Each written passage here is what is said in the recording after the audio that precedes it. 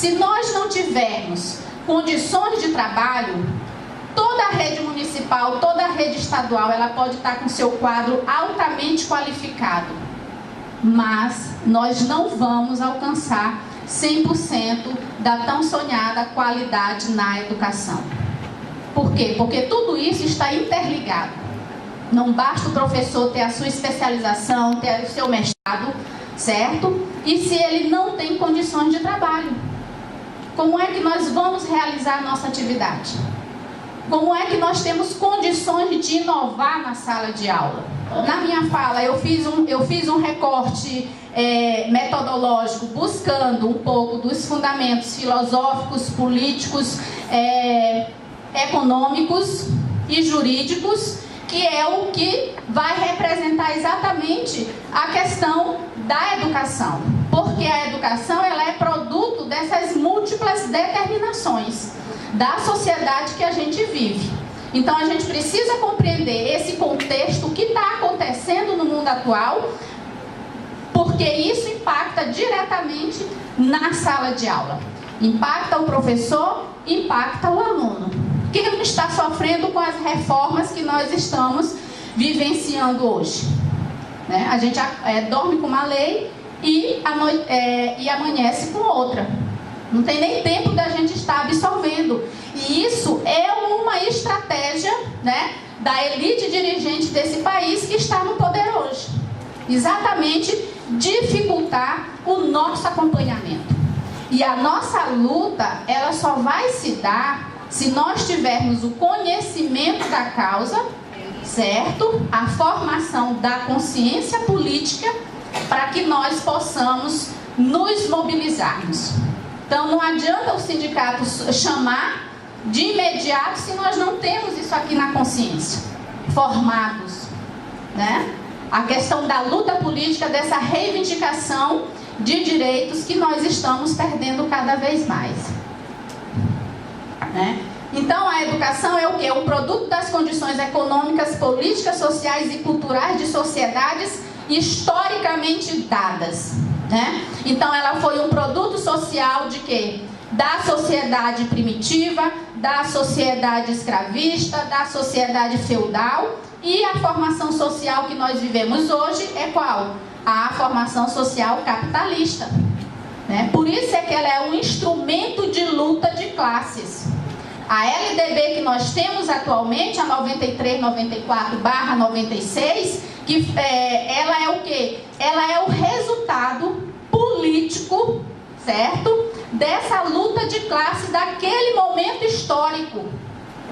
Assim como a nossa Constituição, que hoje já está uma colcha de retalhos, né? Então, ela é mais o quê? Ela avança mais na garantia dos direitos sociais, dependendo da nossa organização política.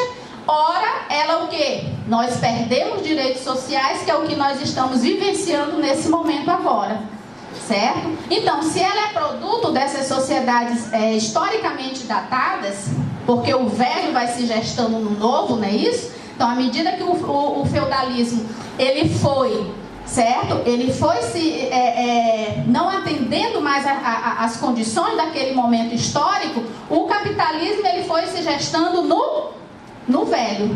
E hoje nós temos uma sociedade capitalista aí consolidada, mas que vive em crises, quer seja estrutural, quer seja uma sociedade em crises cíclicas. E essa sociedade, quando ela entra em crise, a educação também entra em crise. Por quê? Porque a educação, como ela é produto do resultado dessas sociedades, ela visa o quê? Atender aos interesses da sociedade. Então, ou ela vem, ora, com caráter mais transformador, ou ela vem com caráter mais conservador, de reprodução da sociedade atual. E isso vai depender muito de quê? Do que eu falei anteriormente, da nossa consciência de classe, do nosso projeto político de classe. E isso é uma opção nossa. Porque eu posso fazer o meu trabalho também, quando eu trabalhava na escola, na melhor escola de elite privada aqui de São Luís, antes de chegar ao município, como trabalhava com meus alunos da rede municipal. Né? Então isso está ligado ao quê? Ao vínculo de classe, ao vínculo de pertencimento que nós, da classe trabalhadora, iremos escolher. Se nós vivemos em uma sociedade de classe, lógico que nós temos o quê? Sociedades antagônicas, com interesses antagônicos. Enquanto nós estamos buscando uma educação emancipadora, onde as condições de trabalho, elas estão intrinsecamente ligadas a esse processo, eu tenho uma outra classe, né? Hoje denominada do capital financeiro internacional, né? Nós temos o quê? Uma classe conservadora, porque para ela está tudo muito bem, né?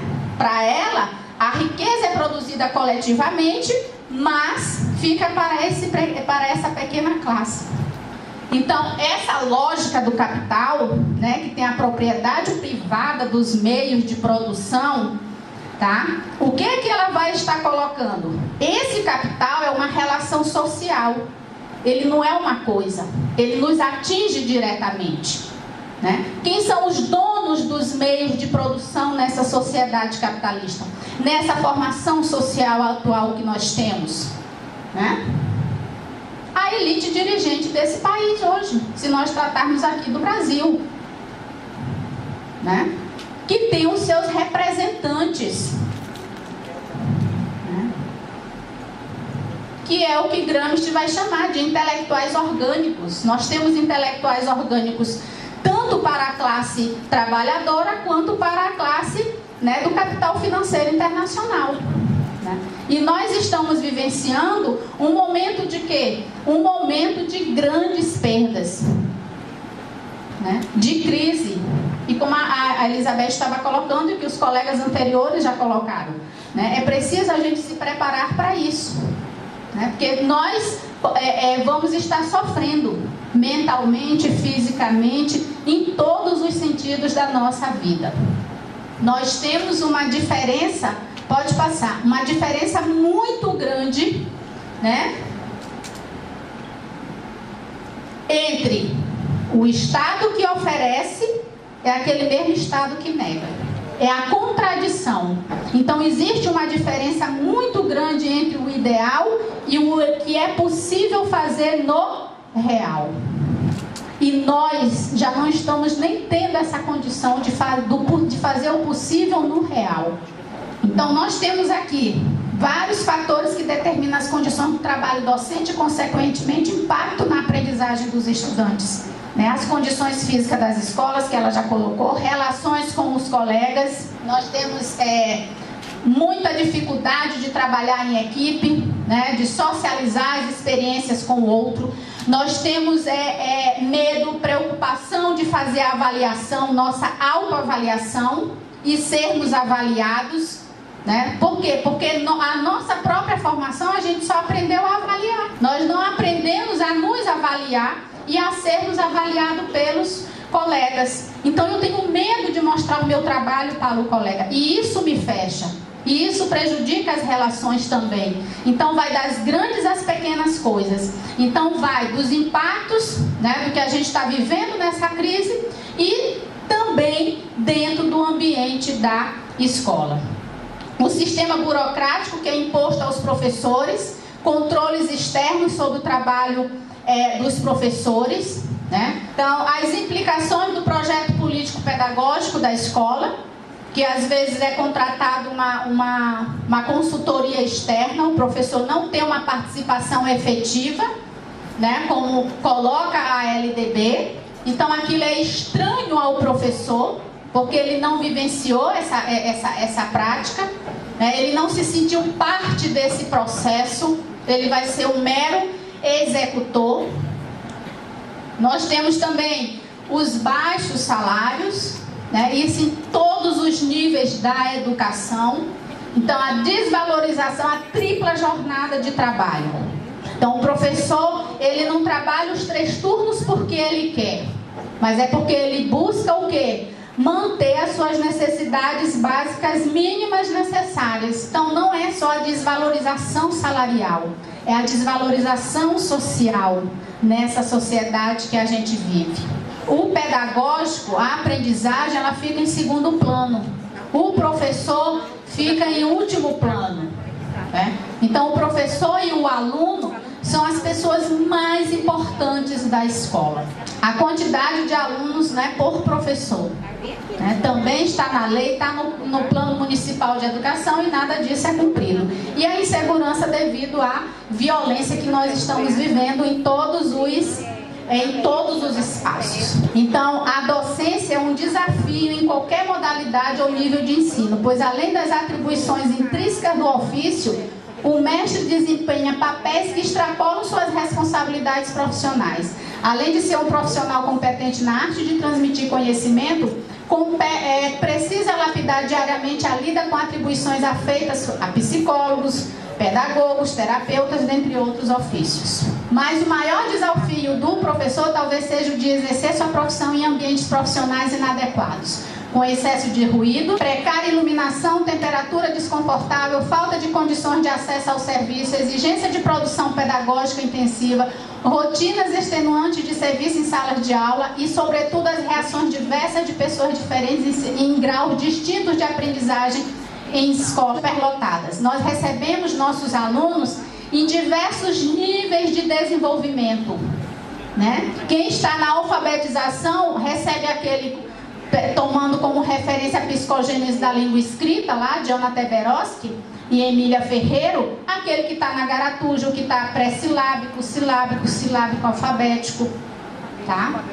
Então a gente recebe, não que nós vamos encontrar a turma homogênea, não é isso? Isso não existe, mas é uma disparidade muito grande, né? E as turmas com vários níveis também, né, diferentes, da creche a crianças de 5 anos numa mesma sala, como a colega colocou. Pode passar, tá? Então, a educação é um trabalho que... E trabalhos são direitos sociais que estão intimamente relacionados, pois o trabalho é um fator de inclusão e até de acesso ao direito de educação.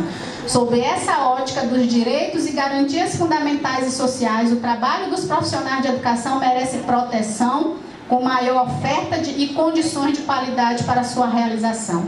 Nesse sentido, há um grande aparato legal respaldando os direitos dessa categoria. Contudo, se observa no exercício da profissão a ausência de efetividade dessas normas, tá?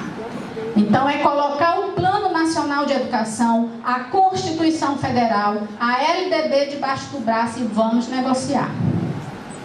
E estudar, né? Se fundamentar. Por quê? Porque senão a gente cai num vazio. E não é só o sindicato que vai fazer isso, né? Eu já fui de sindicato, né? Eu já fui de movimento social. Eu continuo sendo, porque eu agora estou mais, vocês me veem todo final de semana só nos municípios do Maranhão, acompanhando as turmas. As condições também de trabalho, quando eu trabalho política educacional com meus alunos em sala de aula, eu digo para eles, para falar de miséria, nós não precisamos sair daqui do Maranhão e criticar nosso vizinho no Piauí. Vamos ficar aqui mesmo, tá? Primeiro arrumar a nossa casa, tá? E para isso a gente precisa se unir, né? Porque sozinho, como ela disse, nós não somos nada, né? Desde a época de Marx, por que a gente coloca Marx, está aí vivinho para a gente compreender? É só a gente ir lá no Capital, é só a gente ir lá no Manifesto Trabalhista, no Manifesto, no Manifesto Comunista, né? Tá lá, trabalhadores de todo mundo unidos, né? Então, começando pelas categorias, a gente se vendo como profissionais da educação, como professores, quer seja da educação básica, quer seja do ensino superior. Porque é só os espaços de atuação que nos separa, tá? Mas a categoria é a mesma. Então, muito obrigada.